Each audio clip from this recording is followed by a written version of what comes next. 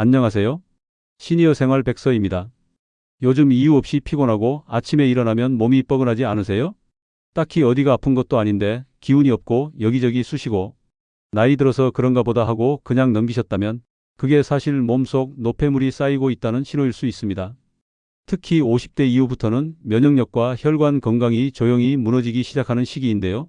당뇨, 고혈압, 고지혈증처럼 검진표에 하나둘씩 줄을 긋기 시작하면 갑자기 식사도 조심스러워지죠. 저 같은 경우 옛날부터 자주 먹게 되는 믹스커피에 이것을 몇 개 넣어 마시곤 했습니다. 이걸 넣어서 먹으면 구수한 맛도 살고 속도 편안해지고 혈관 건강에도 좋기 때문인데요. 궁금하시다면 오늘 이야기 끝까지 시청해 주세요. 오늘은 이렇게 작은 습관 하나로도 몸이 달라지는 비결들, 중년 이후, 노후에 특히 중요한 면역력, 혈관 건강에 대해서 시니어 건강 전문가 문영준 원장이 일상 속에서 꼭 아셔야 할 건강 지식과 지혜를 풀어드리겠습니다. 자, 그럼 시작하겠습니다. 집중해 주세요. 1. 면역력과 혈관 건강은 한 몸처럼 움직입니다. 우리가 자주 듣는 말이 있습니다. 면역력이 떨어졌나 봐요. 그런데 면역력이라는 게 정확히 무엇일까요? 정말 단순히 감기만 자주 걸리는 걸까요? 면역은 우리 몸을 지켜주는 가장 중요한 보호 시스템입니다. 외부에서 들어오는 세균이나 바이러스, 독소와 싸우는 역할을 하죠. 그런데 이 면역 시스템이 제대로 작동하려면 반드시 건강한 혈관이 함께 있어야 합니다. 왜냐하면 면역세포는 혈액을 타고 이동하기 때문입니다. 혈관은 단순히 영양분과 산소를 운반하는 통로가 아니라 면역군대가 움직이는 도로망과 같은 존재입니다. 이 도로가 막혀 있거나 좁아져 있다면 우리 몸의 방어체계는 움직일 수 없게 됩니다. 이걸 조금 더 쉽게 설명해 드리겠습니다. 우리가 음식을 먹으면 그 음식은 위와 장을 지나며 흡수되죠. 여기서 첫 번째 면역 단계가 시작됩니다. 장을 통해 들어온 음식 찌꺼기, 나쁜 세균들, 이걸 건강한 장이 잘 걸러내야 문제가 생기지 않습니다. 하지만 장이 약해져 있으면 어떻게 될까요? 음식물 찌꺼기나 독소가 혈관으로 흘러 들어갑니다. 그러면 두 번째 면역 단계, 바로 혈액 속 전쟁이 시작됩니다. 혈액 속 면역세포들이 이 이물질과 싸우게 되는데요. 이때 혈관이 좁아져 있거나 피가 탁하거나 산소가 부족하면 우리 몸의 면역군대는 제 역할을 제대로 하지 못하게 됩니다. 그 결과가 어떻게 나타날까요? 감기에 자주 걸립니다. 한번 걸리면 예전처럼 금방 낫지 않습니다. 염증이 오래갑니다. 어깨, 허리, 무릎 같은 데가 이유 없이 아프고 상처가 나도 며칠씩 덧나거나 낫는데 오래 걸립니다. 조선시대 동의보감에서는 이런 상태를 불통증통이라고 표현합니다. 막히면 아프고 통하면 낫는다는 뜻입니다. 여기 실제 사례 하나를 들어볼게요. 70대 김영자 어르신은 아침, 점심, 저녁 꼬박꼬박 챙겨 드시고 비타민도 꼬박꼬박 챙기십니다. 그런데 이상하게 감기를 달고 사셨고 관절이 늘 욱신거리고 어떤 날은 아무 이유 없이 눈밑이 붓기도 하셨습니다. 병원에서는 연세 탓입니다라고만 했죠. 하지만 정밀검사에서 발견된 건 장 점막 손상과 모세혈관 염증이었습니다. 장을 통해 독소가 혈관으로 넘어가고 있었고 그 독소가 혈관 속에서 면역세포들을 과로하게 만든 겁니다. 면역력이 약해서 아픈 게 아니라 면역세포가 지나치게 많이 일을 하고 있었던 거죠. 이건 면역 저하가 아니라 면역 과로입니다. 면역의 과로사라고 해도 좋을 만큼 몸은 안에서 조용히 SOS를 보내고 있던 겁니다.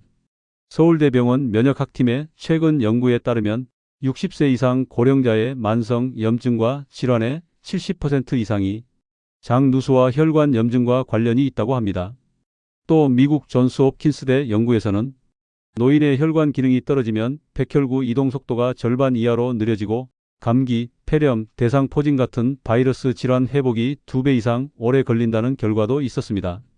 그러니까 우리 몸은 면역력만 키운다고 되는 게 아닙니다. 혈관도 함께 좋아져야 면역이 제대로 작동할 수 있는 거죠. 그럼 어떻게 해야 할까요? 첫째, 장이 상하지 않도록 음식을 바꿔야 합니다. 밀가루, 튀김, 기름진 음식, 단 음료수는 장 점막을 약하게 만듭니다. 반대로 채소, 된장, 다시마 같은 장을 살리는 식재료를 늘리면 장 점막이 회복되고 독소 유입을 줄일 수 있습니다.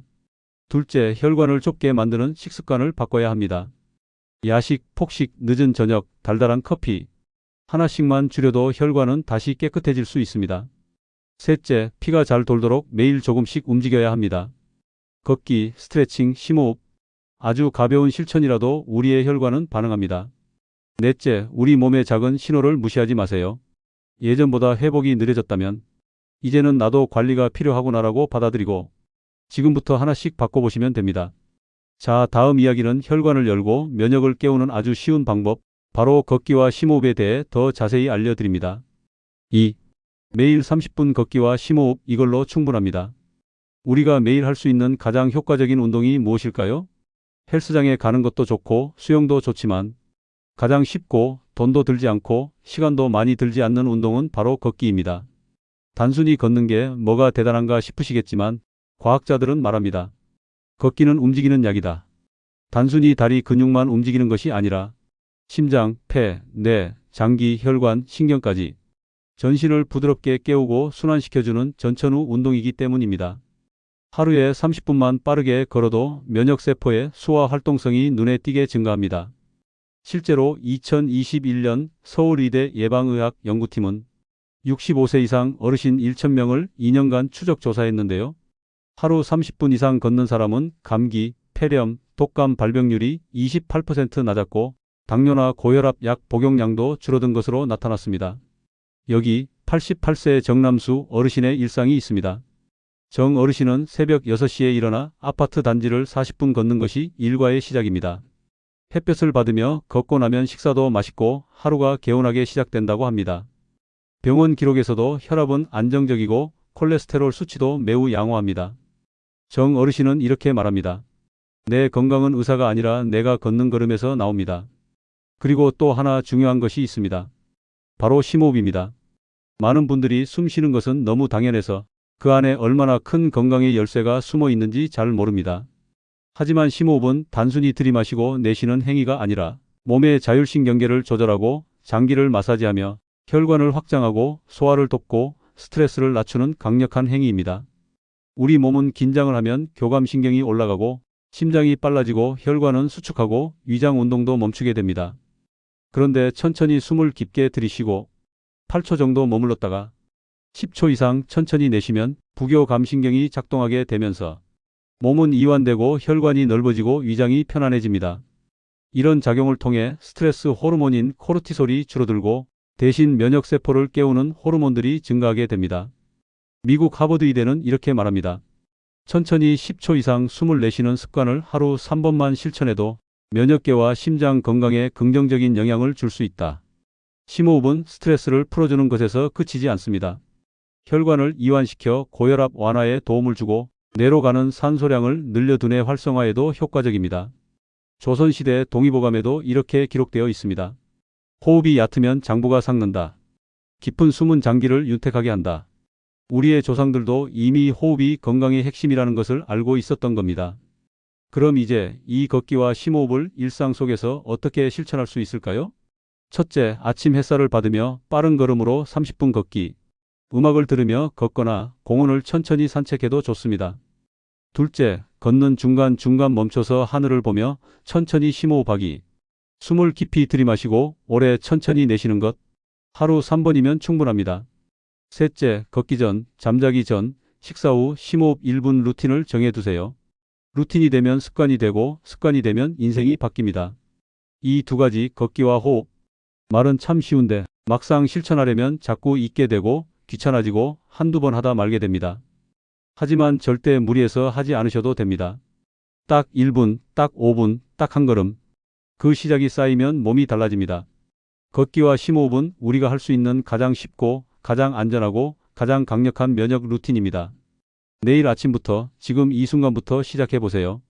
당신의 몸이 그 변화를 가장 먼저 느끼게 될 것입니다. 3. 식사 습관과 누룽지 커피 속 편한 한 끼의 지혜. 하루를 시작하며 식사를 거르시는 분들이 많습니다. 특히 나이가 들수록 식욕이 줄어들고 불규칙한 식사가 생활화되기 쉽습니다. 그런데요, 이런 습관이 위장을 더 약하게 만들고 온종일 컨디션까지 흐트러뜨린다는 사실 알고 계셨나요? 어느 72세 어르신의 이야기입니다.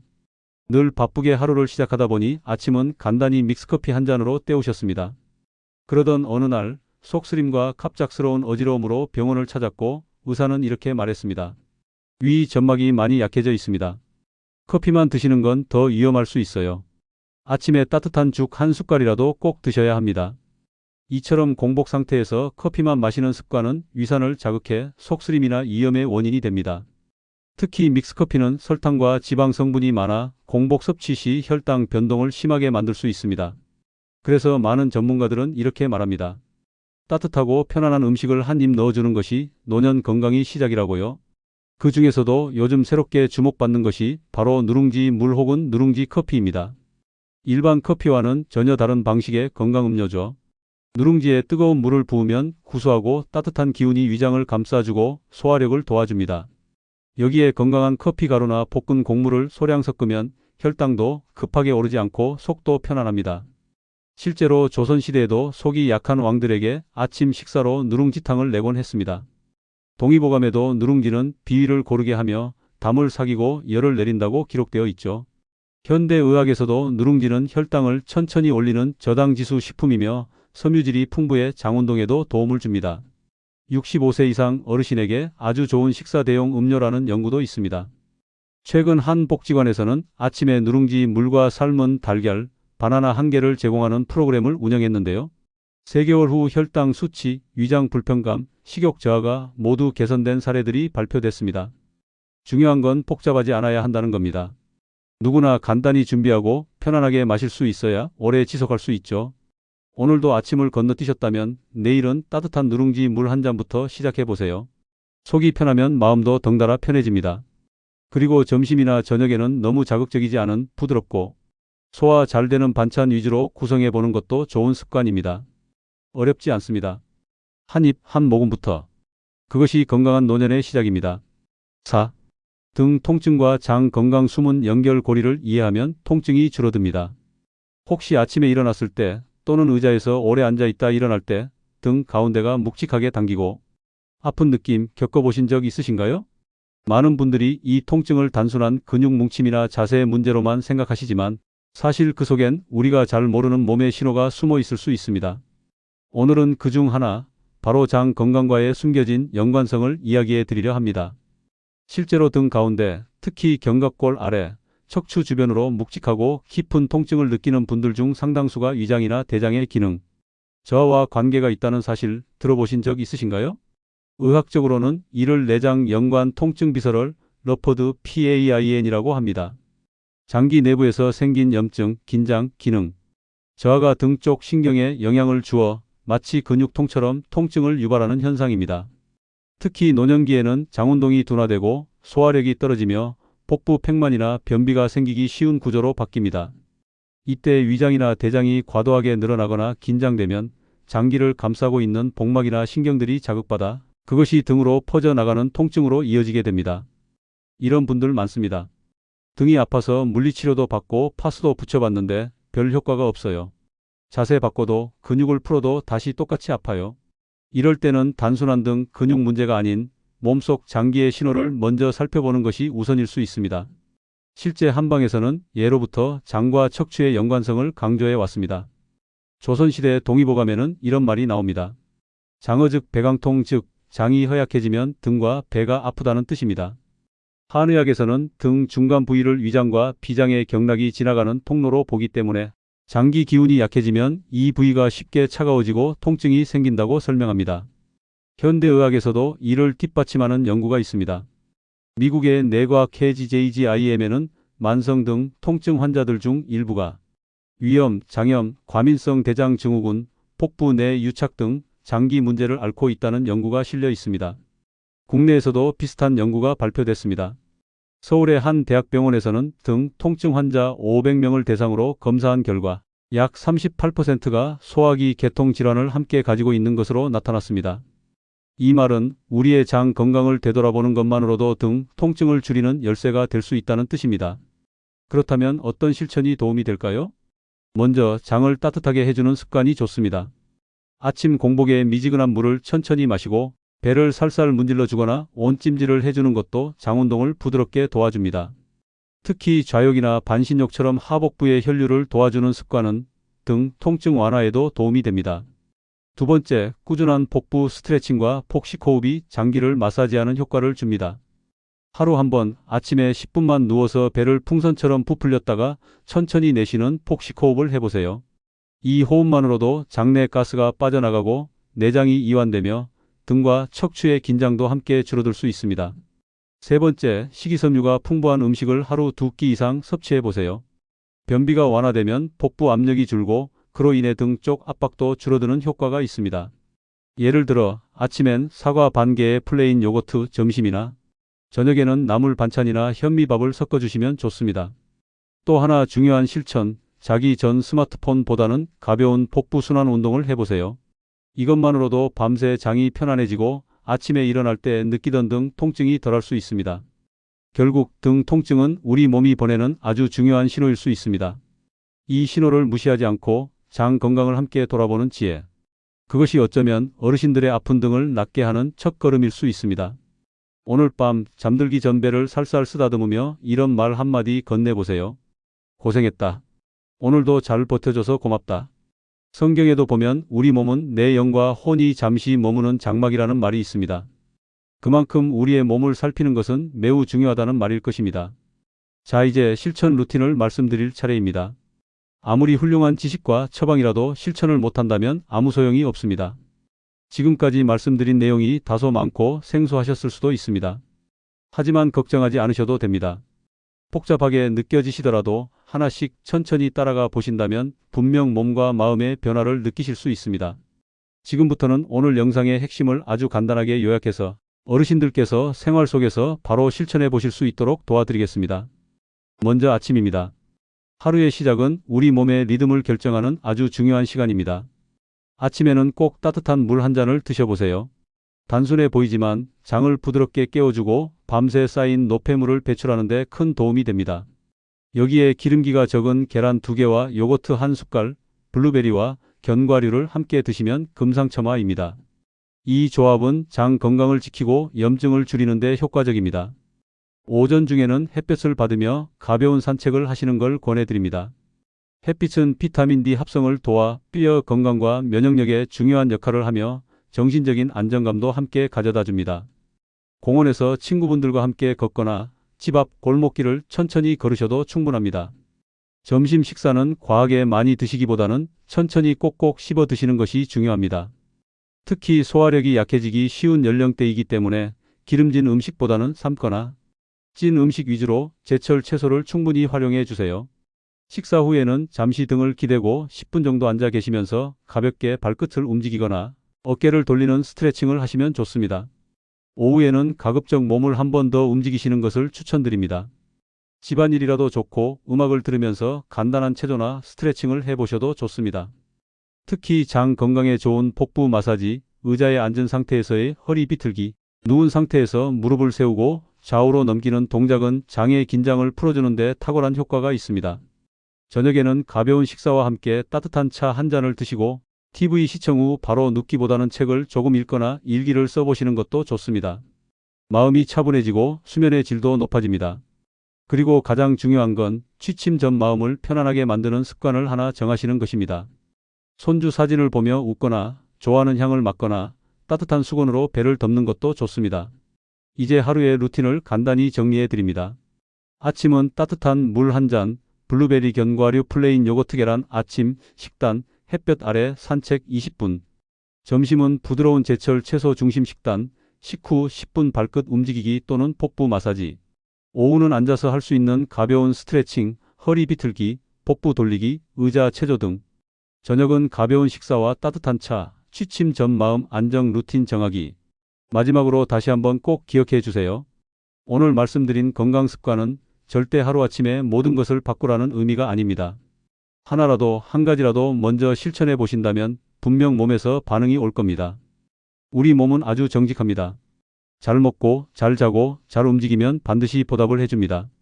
지금까지의 삶 속에서 습관이 굳어져 있다 하더라도 너무 늦었다고 생각하지 않으셔도 됩니다. 조선시대의 의서 동의보감에서도 이렇게 말합니다. 노쇠는 늙어서 오는 것이 아니라 움직이지 않아서 오는 것이다. 건강은 다시 쌓아 올릴 수 있습니다. 그리고 이 영상이 그 시작이 될 수 있다면 저희는 그것만으로도 큰 보람을 느낍니다.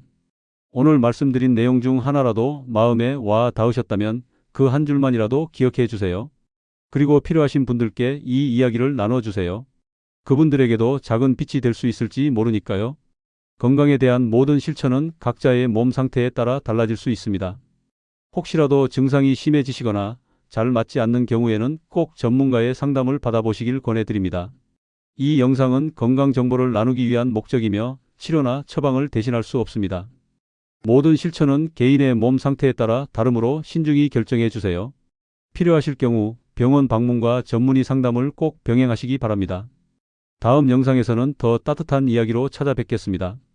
오늘도 건강하고 평안한 하루 되시길 바랍니다.